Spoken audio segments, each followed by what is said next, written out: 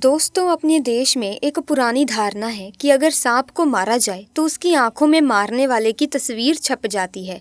बाद में उसका जोड़ा अपने पार्टनर की मौत का बदला जरूर लेता है। फिल्मों ने इस धारणा को और मजबूत किया। यही वजह है कि आज भी सांप को मारने के बाद उसका सिर पूरी तरह से कुचल दिया जाता है।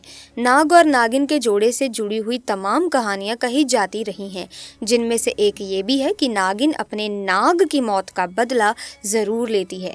यही वजह है कि सांप को मारे जाने के बाद वहां कुछ दिनों के अंदर कोई ना कोई सांप जरूर दिखता है। ऐसे में दोस्तों, बचपन से लेकर आज तक हम सभी ने कभी ना कभी नागमणि के किस्से सुने ही होंगे, इच्छाधारी नाग नागिन के किस्से सुने होंगे। नागमणि को लेकर अक्सर हमारे मन में कई तरह के सवाल उमड़ते रहते हैं। कहते हैं कि जिस व्यक्ति के हाथ ये नागमणि लग जाए उस व्यक्ति की तो किस्मत ही चमक जाती है।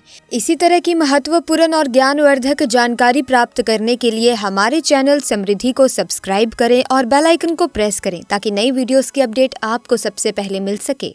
ऐसे में दोस्तों, जरा सोचिए कि इस नागमणि में कितनी शक्तियां होंगी। लेकिन दोस्तों, नागमणि कोई साधारण इंसान हासिल नहीं कर सकता। ये केवल इच्छाधारी नाग नागिन को कठिन तपस्या के बाद महादेव से प्राप्त होती है। लेकिन दोस्तों, अगर कोई नागमणि चालाकी से चुरा ले तो उस व्यक्ति के साथ क्या होगा, आइए जानते हैं आज के इस वीडियो में। क्योंकि दोस्तों, तब क्या हुआ होगा जब इच्छाधारी नागिन ने दिया एक बच्चे को जन्म और व्यक्ति की एक गलती के कारण इच्छाधारी नागिन ने उसके साथ जो किया, सुनकर लोगों के होश उड़ गए। दोस्तों, ये चमत्कारी घटना है यूपी के छोटे से गांव अकोला की।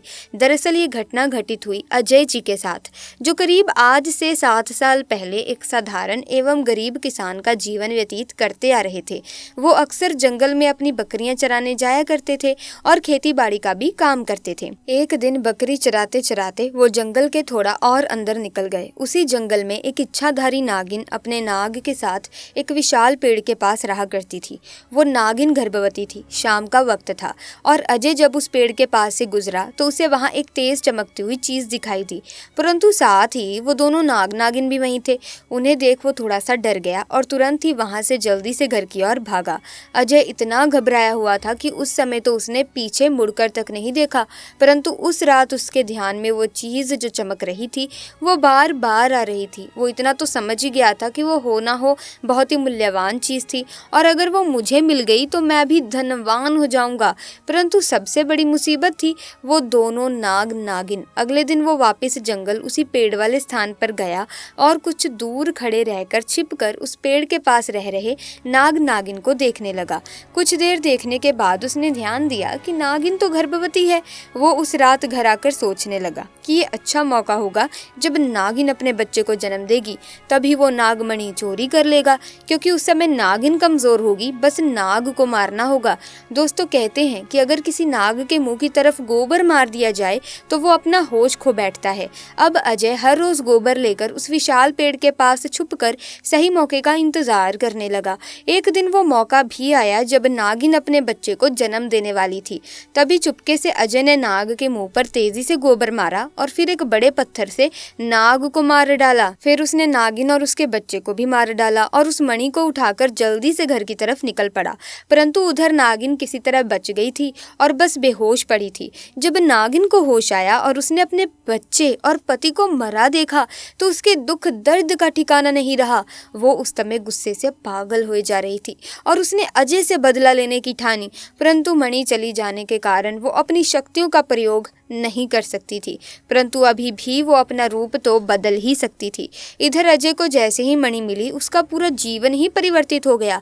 उसकी फसल इस बार काफी अच्छी हुई और काफी महंगे भाव में बिकी। उसकी तो जैसे मानो लॉटरी लग गई हो, क्योंकि जो भी वो धंधा कर रहा था उसे हर जगह से लाभ मिल रहा था और अजय को पता था कि यह सब उस चमत्कारी नागमणि का ही कमाल है। गाँव में हर जगह उसका नाम था। अजय के इस रुतबे को देखकर एक अच्छा रिश्ता अजय के लिए उसके पास ही के गाँव से आया और मीनाक्षी नाम की एक सुंदर स्त्री से उसका विवाह संपन्न हुआ। मीनाक्षी अपने पति अजय को बहुत प्यार करती थी और बहुत इज्जत देती थी। दोनों एक दूसरे का कदम कदम पर साथ निभाते। उनकी जोड़ी गांव में मिसाल बन चुकी थी। उधर नागिन भी एक पुरुष का रूप धारण कर रवि नाम से अजय के यहाँ उसका मुंशी बन गया और अजय का विश्वास जीतने लगा। अजय भी रवि के व्यवहार और वफादारी को देख उसे अपने भाई समान ही मानने लगा। एक दिन मीनाक्षी अपने पति अजय के पास आती है और बताती है कि तुम पिता बनने वाले हो, मैं गर्भवती हूँ।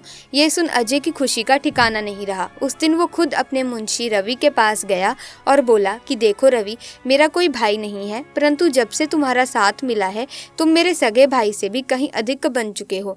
आज मैं बहुत खुश हूँ, इसीलिए आज मैं अपनी पत्नी और तुम्हें एक खास जगह ले जाना चाहता हूँ, क्योंकि मेरा इस दुनिया में तुम लोगों के सिवा कोई नहीं है। और वो अपनी पत्नी और रवि को कार में बिठाकर गांव के कोने में ले जाकर कार एक छोटी सी कुटिया के सामने रोकता है और बताता है कि जब वो छोटा था तब इसी कुटिया में उसकी माँ की जान उसे जन्म देते ही चली गई थी।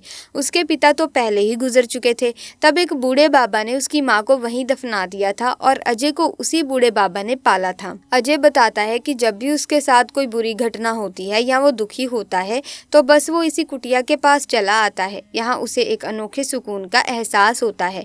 अजय आगे बताता है कि आज तुम दोनों को मैं इसीलिए यहाँ लाया हूँ क्योंकि तुम दोनों अब मेरी जिंदगी का एक अहम हिस्सा बन चुके हो। दोस्तों, ये सुन सभी की आंखों में पानी भर आता है। कुछ देर रुकने के बाद जब वे वापस पहाड़ी से होते हुए घर को जाते हैं तो अचानक उनकी गाड़ी पहाड़ी पर एक बड़े पत्थर से टकराती है और गाड़ी को जोर का झटका लगता है, जिसके कारण अजय तो कार में ही फंसा रहता है, परंतु उसकी पत्नी मीनाक्षी पहाड़ी से नीचे गिर एक पेड़ पर अटक जाती है और उस पेड़ के ठीक नीचे बहुत गहरी खाई थी। दोस्तों, वो रात कार्तिक पूर्णिमा की ही थी। रवि अपनी शक्तियां पाकर पुनः नागिन रूप धारण कर लेता है। अजय रवि को देख चौंक जाता है क्योंकि रवि अब नागिन में पुनः बदल गया था। वो नागिन अजय को बताती है कि कैसे ठीक इसी तरह वो भी इसी स्थिति में फंसी थी जब अजय ने उसका पूरा घर संसार लूट लिया था, उसके पति और बच्चे को मारकर, और आज मेरे पास बदला लेने का अच्छा मौका है। अजय घायल गाड़ी में फंसा हुआ था और रो रो कर नागिन को बोलता है कि भले मेरी जान ले लो, परंतु मेरी पत्नी गर्भवती है, उसे छोड़ दो।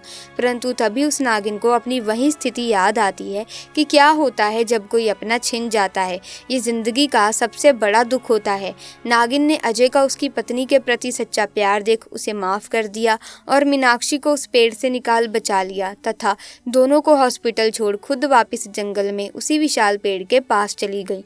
जब अजय हॉस्पिटल से स्वस्थ होकर अपनी पत्नी के साथ घर वापस लौटा तो उसे अपनी गलती का एहसास हुआ और उसने जाना कि उसने कितनी बड़ी गलती करी है। वो नागमणि को लेकर उसी विशाल पेड़ के पास गया और उस पेड़ के पास उस नागमणि को रख फूट फूट कर रोने लगा और शाम को घर वापस आ गया। कभी कभी इंसान लालच में इतनी बड़ी गलती कर बैठता है कि फिर उस गलती को कभी ठीक नहीं किया जा सकता, बस इंसान अंत में पछतावा ही करता रह जाता है। तो ऐसे में ऐसी कभी गलती करे ही ना जिसका पछतावा आपको पूरी जिंदगी भर रहे। ऐसे में आज की वीडियो में बस इतना ही। मुझे उम्मीद है कि वीडियो में बताई गई घटना आपको अच्छी लगी होगी। अगर हाँ तो वीडियो को लाइक करें, शेयर करें, चैनल को सब्सक्राइब करके बेल आइकन को प्रेस कीजिए ताकि नए वीडियोस की अपडेट आपको मिलती रहे। हम मिलेंगे जल्द ही, तब तक के लिए आपका बहुत बहुत धन्यवाद।